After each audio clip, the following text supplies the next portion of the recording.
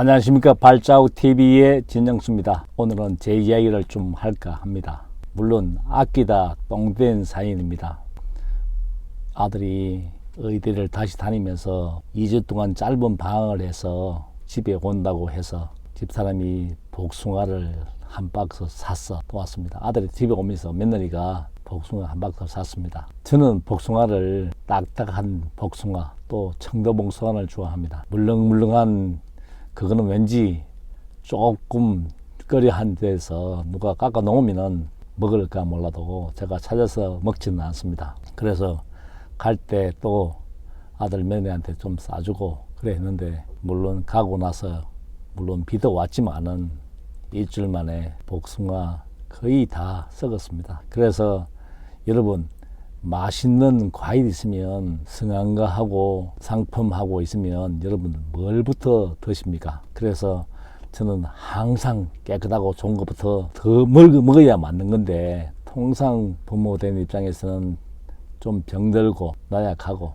좀 흠집 있는 걸 먹지 않습니까? 그 우선순위도 다시 한 번 더 재고를 하라고 제가 간곡히 부탁을 드리고 싶습니다. 나이가 들면서 먹는 것도 줄고 모든 것도 힘도 줄고 근육도 줄고 다 줍니다. 먹는 것도 주는데 그 중에서 내일 먹지 하다가 또 못 먹고 하다 보면 결국은 쓰레기 버립니다. 그래서 맛있는 거 있으면 지금도 드시고, 지금 운동도 하고, 지금 열심히 공부도 하고, 지금 다 해야 될 이유가 바로 거기에 있습니다. 제가 복숭아 일주일째 보면서 아까워서 다시 한 번 더 느낍니다. 여러분, 물론 맛있는 거 고기도 마찬가지입니다. 냉장고에도 투명 비닐에 있으면 자주 보이는 눈앞에 있어야지 먹지, 결국 나중에 냉장고 다 보면 3분의 2 이상은 다 유효 기간 지났고 다 버려야 되는 겁니다. 그래서 냉장고로 조금 다이어트 해서 그때 먹고 싶을 때 먹고, 다이어트를 해서 냉장고도 조금 줄이고, 그래서 모든 것을 줄이는 오늘이 대언하고, 며느리 입덧이 심해서 며느리 먹고 싶은 걸 이것저것 챙기는 건 집사람을 보면서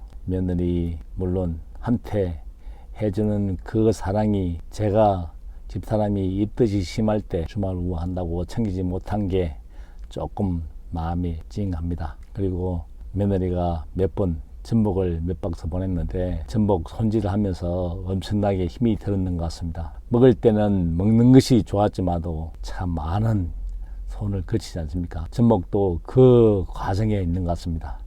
그러면서 손도 좀 그렇고, 그러면서 전복을 집사람이 정리하다가 그럽니다. 시어머니 길들이기라고 한다고. 그래서 제가 웃었습니다. 그래도 전복을 제가 좋아하니까 그래도 보내준 정성을 생각해서라도 맛있게 먹자. 또 얼마 전에 저하고 복귀하고 우연하게 짜장면을 먹고, 그런데 복귀랑 먼저 이야기합니다. 오빠가 집에 오는 걸 좀 거리한다고 시언니가 이야기했다고 합니다. 물론 저 자신도 시골에 가면 좀 집이란 게 그렇지 않습니까? 좀 편안하게 쉬어야 되는데, 농경사회에서 시기에서는 시골에서는 일손이 바쁠 때는 엄청나게 바쁘지 않습니까? 특히 우리 엄마는 그런 아들을 본 적이 없기 때문에 새벽 아무리 친구들하고 술 마시고 밤에 늦게 되더라도 한겨울에 새벽 5시 반 소주 끓일 때 무조건 문 열고 잠을 자는 꼴을 못 봅니다. 그래서 저는 안 그래야지 하면서도 저 자신도 그런 것 같습니다. 그래서 아들 며느리 오면 아침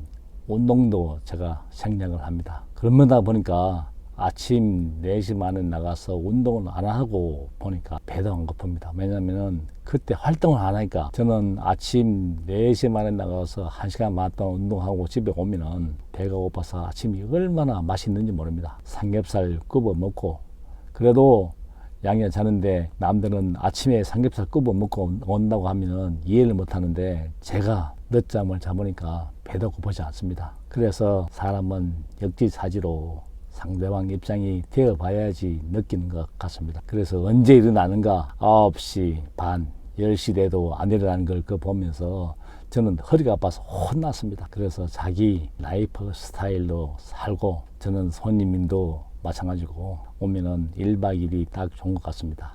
근데 집에 오면은 편안하게 좀 쉬어야 되는데 그렇게 못 해줘서 내내 가슴이 찡합니다. 열심히 공부하는 아들이 집에 오면은 편하게 좀 쉬고 가셔야 되는데 아버지로서 또 엄마로서 오빠한테 이런 얘기하니까 그게 엄청나게 부담으로 작용했는 것 같습니다. 그러면서 저는 또 제가 재선에서 안 그래야 되는데 또 했다는 생각이 들고, 그래서 오늘은 재선에서 제가 할 수 있는 거는 안 하고 반성하고 집에 오면은 편히 쉴 수 있도록 제 자신부터 성찰하는 계기로 삼고자 합니다.